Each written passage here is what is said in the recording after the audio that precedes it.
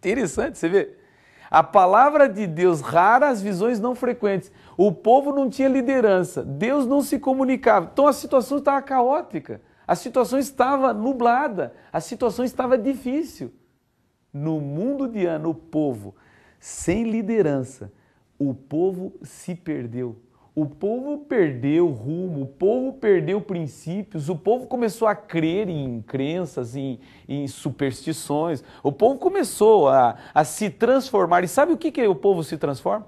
Interessante que o povo se transforma num povo fofoqueiro. Eli fala para os filhos assim: filhos, eu ouço o que dizem a vosso respeito, estão falando de vocês. Então, olha, no mundo de Ana, o povo está falando mal.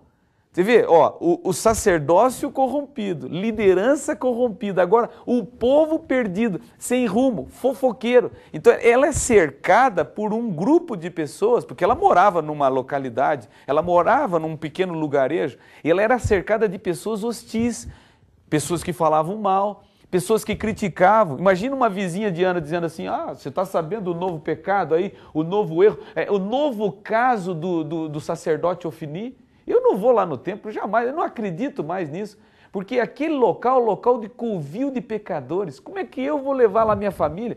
Como é que eu vou chegar lá, vou gastar tanto dinheiro? As viagens antigamente eram caras, né? Eu vou me deslocar para Siló e eu vou lá encontrar o sacerdote, não é? Fazendo o sacrifício do cordeiro, e ele é um pecador, e eu sei que ele é um mau caráter, e eu não vou lá, eu não acredito mais nisso. Você acreditaria em Deus? Você acreditaria na instituição de Deus, que era a liderança, o sacerdócio dentro de Siló? Só que Ana tem o terceiro problema. E o terceiro problema está no lar de Ana. E esse é o problema mais sério. Sabe por quê? Porque o Eucana, o marido da Ana, ele acreditou no sermão da Sara. Você sabe que a Sara, a mulher de Abraão, tem uma mensagem. Sabe qual é? Se eu não dou filhos para o meu marido, eu pego uma serva e faço o meu marido ter um filho com a serva. E eu não sei se você já notou, mas o Eucana fez exatamente como Sara. Ele não conseguia ter filhos com a Ana, sabe o que ele fez? Ele pegou e teve filhos com a Penina. E ele teve um novo casamento e agora ele tem 2 mulheres dentro de casa. Agora, gente, olha a situação de Ana. Liderança frágil, povo fofoqueiro e agora um lar dividido. Dentro de casa ela tem uma rival. Lá em casa ela tem alguém que fica criticando, que fica provocando. Eu quero dizer o seguinte, se tem aqui agora as senhoras que estão me assistindo, pensa comigo aqui. Imagine uma rival lá dentro da sua casa.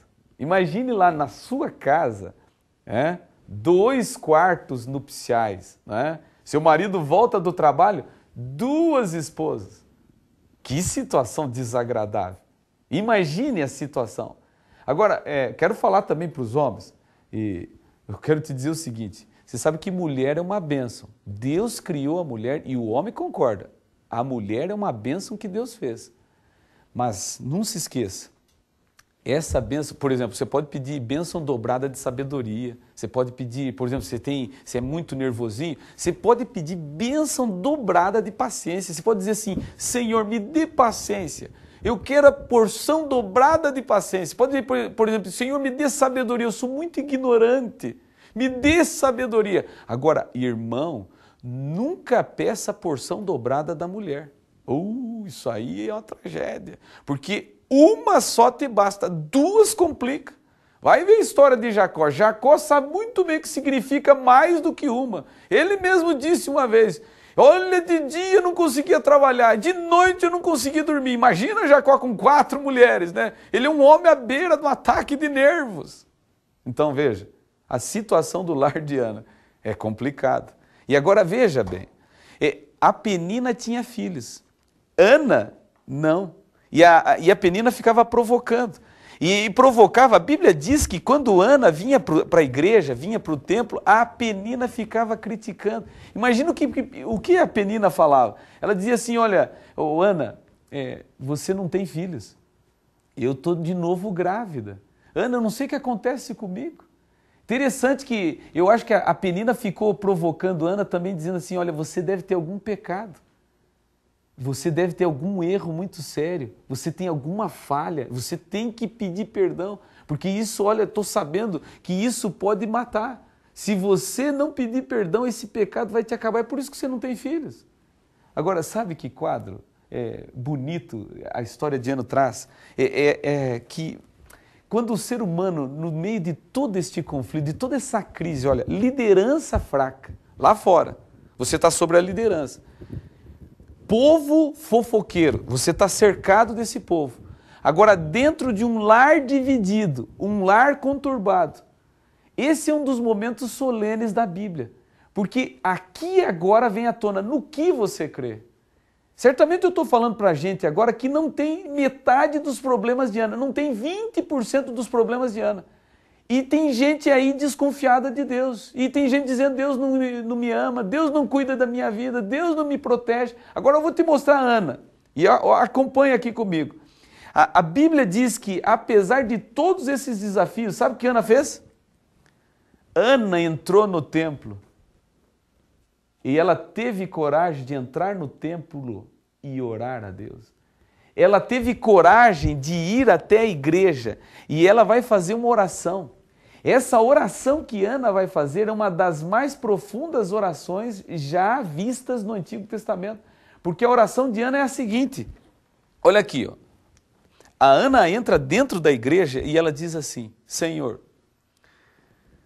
se tu me deres um filho, eu prometo, eu te devolvo. Eu quero que você aprenda direito o que Ana fez. Sabe o que ela disse? Ela disse assim, Senhor, se tu me deres uma criança, eu prometo, eu continuo sem. Eu vou continuar sem filho. Olha a visão dessa mulher. Uma mulher visionária no meio de um povo conturbado, enfraquecido, com liderança frágil. Você sabe o que Ana conseguiu fazer? Ela disse assim, se Deus me der um filho, continuarei sem. Imediatamente, sabe o que aconteceu? Deus curou essa mulher. E foi instantaneamente, e ninguém viu. Aliás, os maiores milagres de Deus nunca foram vistos. Você sentiu o milagre, mas não conseguiu perceber. E ela teve, logo depois, 9 meses depois de ter se deitado com o seu marido, ela teve uma criança. E agora acontece algo impressionante, porque essa criança foi crescendo, essa criança foi se desenvolvendo, e ela foi educando, ela foi